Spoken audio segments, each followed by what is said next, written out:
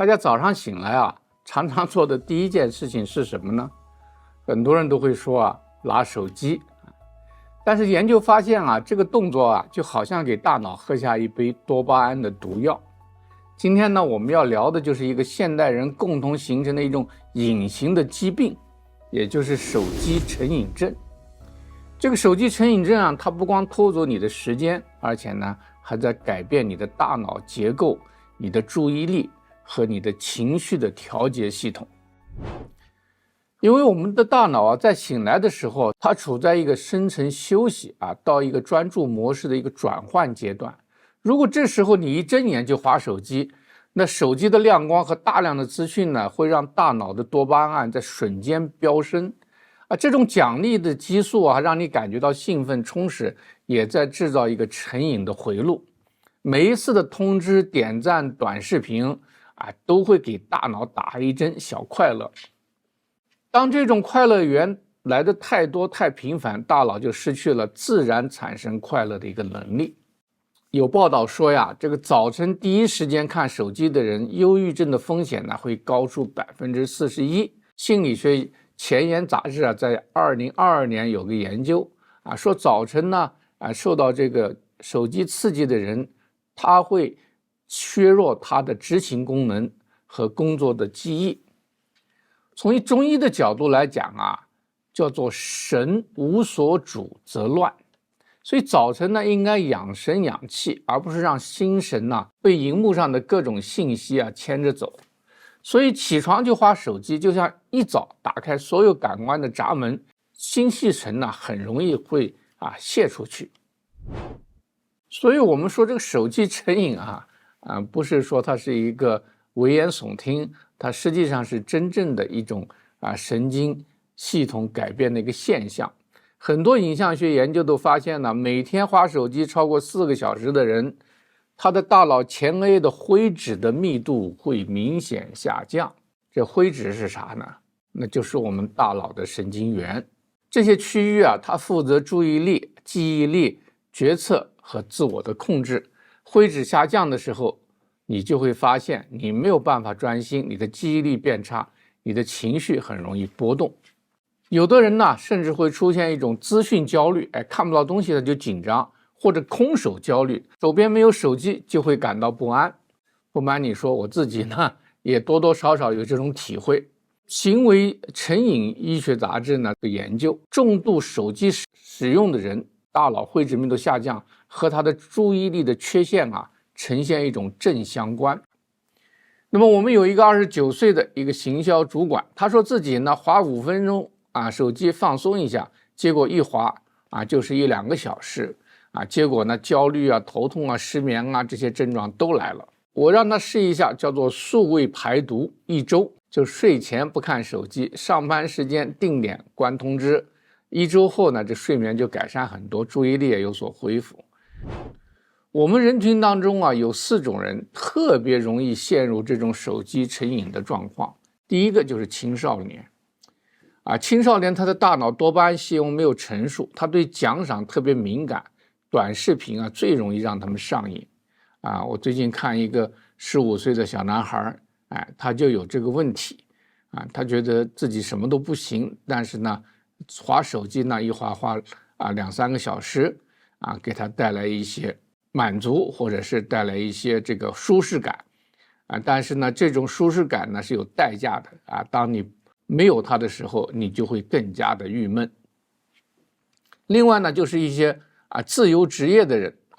和一些业务人员，因为他们在家里工作呀，或者是他的工作没有太多的结构限制和环境的要求这个手机又变成一种工作相关的工具，所以这时候很难把工作和这个生活分开，它也容易造成这个问题。第3种就是焦虑型的人，这个越焦虑的人他越想滑，其实他是通过资讯转移注意力逃避现实其实等到他回到现实当中他就会更加的焦虑。第4类就比较孤独的人和年纪大的人孤独嘛，没有人讲话是吧？那么整天就看手机寄托情感，然后这个久而久之就跟真实的世界就更加缺乏沟通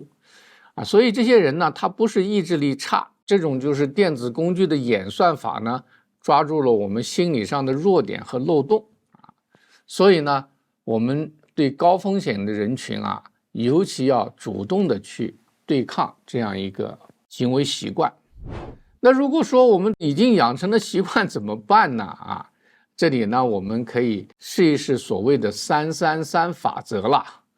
就来把这个注意力再把它的主导权再拿回来。这个333法则是什么意思呢？就第一个3就是3秒的规则，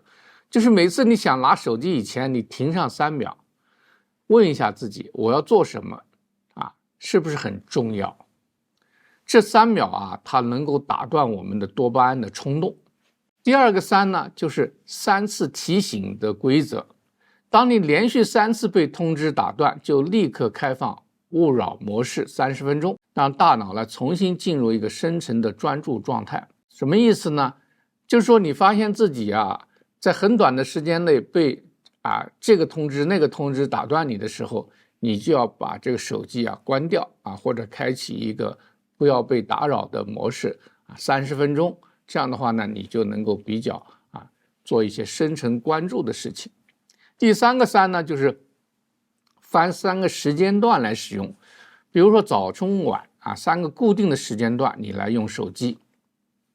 其余的时间呢你都不要去碰它。有个研究生他每天滑手机达9个小时，他实行333法则3周以后呢就降到了5个小时。所以当然呢，读书效率会提高了，焦虑也会减轻所以呢，这个333法则呢，大家不妨试一试。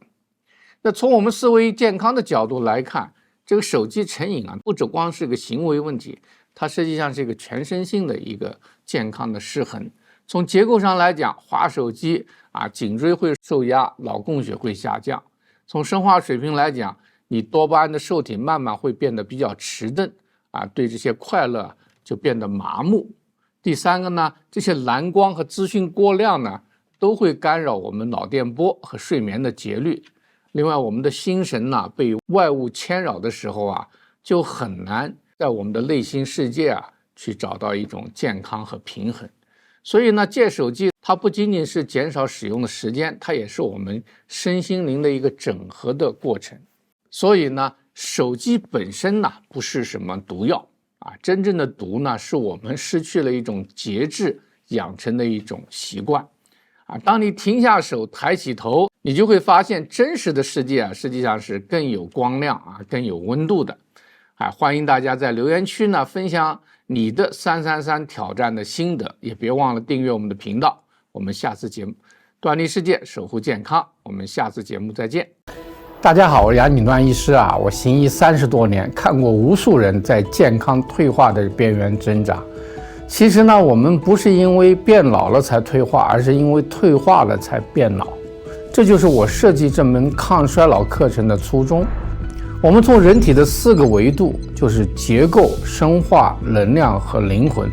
重新校准我们的身体启动我们内在的自愈的力量。不用打针，不用吃药，我们用中医的智慧、营养科学和现代研究，真正活出年轻、稳定又有力量的自己。如果您常常疲劳、睡不好、记忆力下降，或者想延缓老化、优化功能的话，这门课呢，你值得拥有。健康是我们最大的财富，让我陪你一起守住它。